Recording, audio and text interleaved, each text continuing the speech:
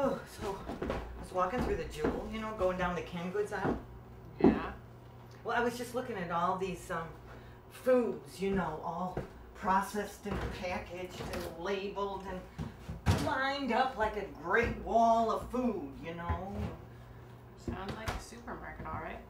Well, I was just thinking there used to be something special about foods, you know. What do you mean by special? Well, I don't know. There was a time, a long time ago, when it used to mean something, you know, to eat an orange. Yeah. No, not following. Well, oranges weren't just something you could buy in a can or even in the produce section, you know. Oranges were like dessert, a delicacy. Now they're just commonplace. They're a staple of the diet, high in vitamin C. So you saw a bunch of canned vegetables and you longed for the day when you could call oranges a dessert? What? No.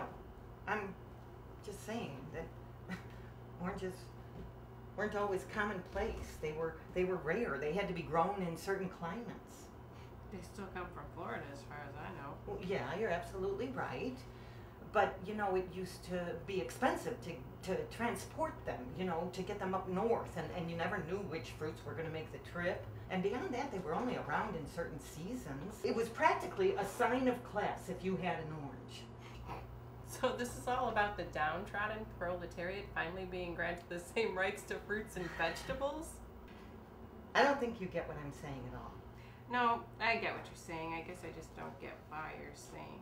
Those vegetables and fruits used to mean something. There used to be a certain amount of pride in those fruits, you know, before they were diced up and covered in corn syrup and shoved in a fancy can, you know?